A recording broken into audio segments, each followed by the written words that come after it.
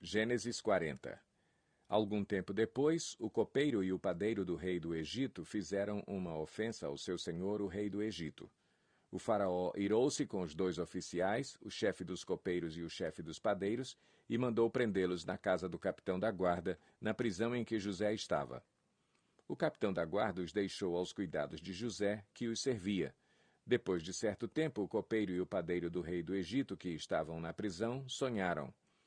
Cada um teve um sonho, ambos na mesma noite, e cada sonho tinha a sua própria interpretação.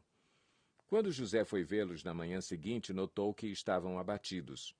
Por isso perguntou aos oficiais do faraó, que também estavam presos na casa do seu senhor: Por que hoje vocês estão com um semblante triste? Eles responderam: Tivemos sonhos, mas não há quem os interprete.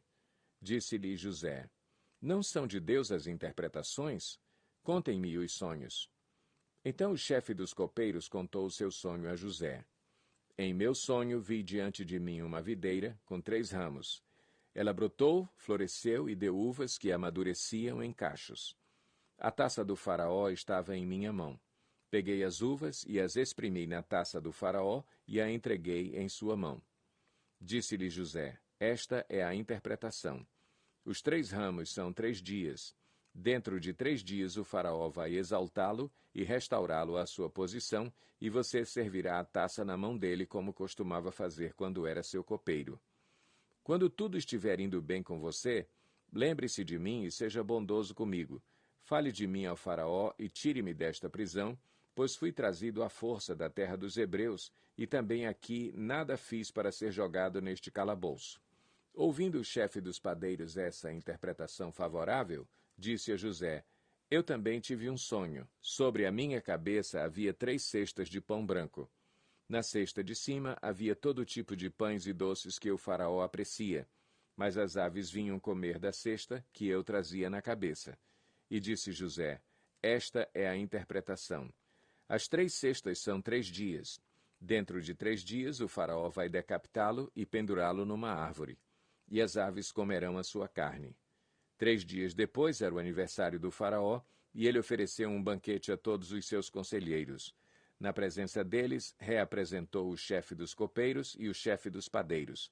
Restaurou à sua posição o chefe dos copeiros, de modo que ele voltou a ser aquele que servia a taça do faraó, mas ao chefe dos padeiros mandou enforcar, como José lhes dissera em sua interpretação. O chefe dos copeiros, porém, não se lembrou de José. Ao contrário, esqueceu-se dele. Gênesis 41. Ao final de 2 anos, o faraó teve um sonho. Ele estava em pé, junto ao rio Nilo, quando saíram do rio 7 vacas belas e gordas, que começaram a pastar entre os juncos. Depois saíram do rio mais 7 vacas, feias e magras, que foram para junto das outras, à beira do Nilo. Então as vacas feias e magras comeram as 7 vacas belas e gordas. Nisso o faraó acordou. Tornou a adormecer e teve outro sonho. 7 espigas de trigo graúdas e boas cresciam no mesmo pé. Depois brotaram outras 7 espigas mirradas e ressequidas pelo vento leste. As espigas mirradas engoliram as 7 espigas graúdas e cheias. Então o faraó acordou. Era um sonho. Pela manhã, perturbado, mandou chamar todos os magos e sábios do Egito e lhes contou os sonhos, mas ninguém foi capaz de interpretá-los. Então o chefe dos copeiros disse ao faraó: Hoje me lembro de minhas faltas. Certa vez o faraó ficou irado com os seus 2 servos e mandou prender-me junto com o chefe dos padeiros na casa do capitão da guarda. Certa noite, cada um de nós teve um sonho, e cada sonho tinha uma interpretação. Pois bem, havia lá conosco um jovem hebreu, servo do capitão da guarda. Contamos a ele os nossos sonhos e ele os interpretou, dando a cada um de nós a interpretação do seu próprio sonho. E tudo aconteceu conforme ele nos dissera. Eu fui restaurado à minha posição e o outro foi enforcado. O faraó mandou chamar José, que foi trazido depressa do calabouço. Depois de se barbear e trocar de roupa, apresentou-se ao faraó. O faraó disse a José: Tive um sonho que ninguém consegue interpretar. Mas ouvi falar que você, ao ouvir um sonho, é capaz de interpretá-lo. Respondeu-lhe José: Isso não depende de mim, mas Deus dará ao faraó uma resposta favorável. Então o faraó contou o sonho a José. Sonhei que estava em pé, à beira do Nilo, quando saíram do rio 7 vacas, belas e gordas, que começaram a pastar entre os juncos. Depois saíram outras 7, raquíticas, muito feias e magras. Nunca vi vacas tão feias em toda a terra do Egito. As vacas magras e feias comeram as 7 vacas gordas que tinham aparecido primeiro. Mesmo depois de havê-las comido, não parecia que o tivessem feito, pois continuavam tão magras como antes. Então acordei. Depois tive outro sonho. Vi 7 espigas de cereal cheias e boas que cresciam no mesmo pé. Depois delas, brotaram outras 7, murchas e mirradas, ressequidas pelo vento leste. As espigas magras engoliram as 7 espigas boas. Contei isso aos magos, mas ninguém foi capaz de explicá-lo. O faraó teve um único sonho, disse-lhe José. Deus revelou ao faraó o que ele está para fazer. As 7 vacas boas são 7 anos e as 7 espigas boas são também 7 anos. Trata-se de um único sonho. As 7 vacas magras e feias que surgiram depois das outras e as 7 espigas mirradas queimadas pelo vento leste são 7 anos. Serão 7 anos de fome. É exatamente como eu disse ao faraó. Deus mostrou ao faraó aquilo que ele vai fazer. 7 anos de muita fartura estão para vir sobre toda a terra do Egito, mas depois virão 7 anos de fome. Então todo o tempo de fartura será esquecido, pois a fome arruinará a terra. A fome que virá depois será tão rigorosa que o tempo de fartura não será mais lembrado na terra. O sonho veio ao faraó 2 vezes, porque a questão já foi decidida por Deus, que se apressa em realizá-la. Procure agora o faraó um homem criterioso e sábio e coloque-o no comando da terra do Egito. O faraó também deve estabelecer supervisores para recolher 1/5 da colheita do Egito durante os 7 anos de fartura. Eles deverão recolher o que puderem nos anos bons, que virão a fazer estoques de trigo que, sob o controle do faraó, serão armazenados nas cidades. Esse estoque servirá de reserva para os 7 anos de fome que virão sobre o Egito, para que a terra não seja arrasada pela fome. O plano pareceu bom ao faraó e a todos os seus conselheiros. Por isso o faraó lhes perguntou, será que vamos achar alguém como este homem, em quem está o Espírito Divino? Disse, pois, o faraó a José, uma vez que Deus lhe revelou todas essas coisas, não há ninguém tão criterioso e sábio como você. Você terá o comando de meu palácio e todo o meu povo se sujeitará às suas ordens. Somente em relação ao trono serei maior que você. E o faraó prosseguiu, entrego a você agora o comando de toda a terra do Egito. Em seguida o faraó tirou do dedo o seu anel-selo e o colocou no dedo de José. Mandou-o vestir linho fino e colocou uma corrente de ouro em seu pescoço. Também o fez subir em sua segunda carruagem real e à frente os arautos iam gritando, abram caminho. Assim José foi colocado no comando de toda a terra do Egito. Disse ainda o faraó a José, eu sou o faraó, mas sem a sua palavra ninguém poderá levantar a mão nem o pé em todo o Egito.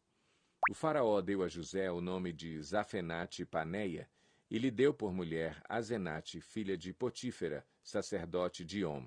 Depois José foi inspecionar toda a terra do Egito. José tinha 30 anos de idade quando começou a servir ao faraó, rei do Egito. Ele se ausentou da presença do faraó e foi percorrer todo o Egito. Durante os 7 anos de fartura, a terra teve grande produção. José recolheu todo o excedente dos 7 anos de fartura no Egito e o armazenou nas cidades. Em cada cidade ele armazenava o trigo colhido nas lavouras das redondezas. Assim José estocou muito trigo, como a areia do mar. Tal era a quantidade que ele parou de anotar porque ia além de toda medida.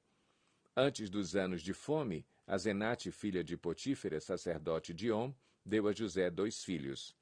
Ao primeiro, José deu o nome de Manassés, dizendo, Deus me fez esquecer todo o meu sofrimento e toda a casa de meu pai. Ao segundo filho chamou Efraim, dizendo, Deus me fez prosperar na terra onde tenho sofrido. Assim chegaram ao fim os 7 anos de fartura no Egito, e começaram os 7 anos de fome, como José tinha predito. Houve fome em todas as terras, mas em todo o Egito havia alimento. Quando todo o Egito começou a sofrer com a fome, o povo clamou ao faraó por comida, e este respondeu a todos os egípcios: dirijam-se a José e façam o que ele disser. Quando a fome já se havia espalhado por toda a terra, José mandou abrir os locais de armazenamento e começou a vender trigo aos egípcios, pois a fome se agravava em todo o Egito. E de toda a terra vinha gente ao Egito para comprar trigo de José, porquanto a fome se agravava em toda parte. Gênesis 42. Quando Jacó soube que no Egito havia trigo, disse a seus filhos: por que estão aí olhando uns para os outros? Disse ainda: ouvi dizer que há trigo no Egito. Desçam até lá e comprem trigo para nós, para que possamos continuar vivos e não morramos de fome. Assim 10 dos irmãos de José desceram ao Egito para comprar trigo. Jacó não deixou que Benjamim, irmão de José, fosse com eles, temendo que algum mal lhe acontecesse.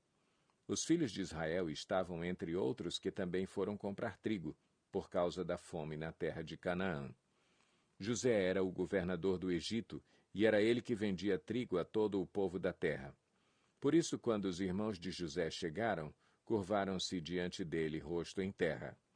José reconheceu seus irmãos logo que os viu, mas agiu como se não os conhecesse, e lhes falou asperamente. De onde vocês vêm? Responderam eles, da terra de Canaã, para comprar comida. José reconheceu seus irmãos, mas eles não o reconheceram. Lembrou-se então dos sonhos que tivera a respeito deles e lhes disse: vocês são espiões. Vieram para ver onde a nossa terra está desprotegida. Eles responderam: não, meu senhor, teus servos vieram comprar comida. Todos nós somos filhos do mesmo pai. Teus servos são homens honestos e não espiões. Mas José insistiu: não, vocês vieram ver onde a nossa terra está desprotegida. E eles disseram: teus servos eram 12 irmãos, todos filhos do mesmo pai, na terra de Canaã. O caçula está agora em casa com o pai, e o outro já morreu. José tornou a afirmar: é como lhes falei, vocês são espiões, vocês serão postos à prova. Juro pela vida do faraó que vocês não sairão daqui enquanto o seu irmão caçula não vier para cá. Mandem algum de vocês buscar o seu irmão enquanto os demais aguardam presos. Assim ficará provado se as suas palavras são verdadeiras ou não. Se não forem, juro pela vida do faraó que ficará confirmado que vocês são espiões. E os deixou presos 3 dias.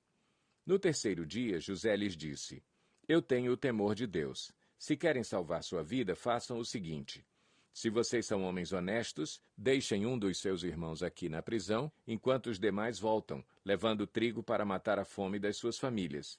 Tragam-me, porém, o seu irmão caçula, para que se comprovem as suas palavras, e vocês não tenham que morrer. Eles se prontificaram a fazer isso e disseram uns aos outros: certamente estamos sendo punidos pelo que fizemos a nosso irmão. Vimos como ele estava angustiado quando nos implorava por sua vida, mas não lhe demos ouvidos. Por isso nos sobreveio esta angústia. Rúben respondeu: eu não lhes disse que não maltratassem o menino? Mas vocês não quiseram me ouvir. Agora teremos que prestar contas do seu sangue. Eles, porém, não sabiam que José podia compreendê-los, pois ele lhes falava por meio de um intérprete. Nisso, José retirou-se e começou a chorar, mas logo depois voltou e conversou de novo com eles. Então escolheu Simeão e mandou acorrentá-lo diante deles. Em seguida, José deu ordem para que enchessem de trigo suas bagagens, devolvessem a prata de cada um deles, colocando-a nas bagagens, e lhes dessem mantimentos para a viagem. E assim foi feito. Eles puseram a carga de trigo sobre os seus jumentos e partiram. No lugar onde pararam para pernoitar, um deles abriu a bagagem para pegar forragem para o seu jumento e viu a prata na boca da bagagem. E disse a seus irmãos: devolveram a minha prata. Está aqui em minha bagagem. Tomados de pavor em seu coração e tremendo, disseram uns aos outros: que é isto que Deus fez conosco? Ao chegarem à casa de seu pai Jacó, na terra de Canaã, relataram-lhe tudo o que lhes acontecera, dizendo: O homem que governa aquele país falou asperamente conosco e nos tratou como espiões. Mas nós lhe asseguramos que somos homens honestos e não espiões. Dissemos também que éramos 12 irmãos, filhos do mesmo pai, e que um já havia morrido e que o caçula estava com o nosso pai em Canaã. Então o homem que governa aquele país nos disse: Vejamos se vocês são honestos. Um dos seus irmãos ficará aqui comigo e os outros poderão voltar e levar mantimentos para matar a fome das suas famílias. Tragam-me, porém, o seu irmão caçula, para que eu comprove que vocês não são espiões, mas sim homens honestos. Então lhes devolverei o irmão e os autorizarei a fazer negócios nesta terra. Ao esvaziarem as bagagens, dentro da bagagem de cada um estava a sua bolsa cheia de prata. Quando eles e seu pai viram as bolsas cheias de prata, ficaram com medo. E disse-lhe seu pai Jacó: Vocês estão tirando meus filhos de mim. Já fiquei sem José, agora sem Simeão, e ainda querem levar Benjamim. Tudo está contra mim. Então Rúben disse ao pai: Podes matar meus 2 filhos, se eu não o trouxer de volta. Deixa-o aos meus cuidados, e eu o trarei. Mas o pai respondeu: Meu filho não descerá com vocês. Seu irmão está morto, e ele é o único que resta. Se qualquer mal lhe acontecer na viagem que estão por fazer, vocês farão estes meus cabelos brancos descerem à sepultura com tristeza.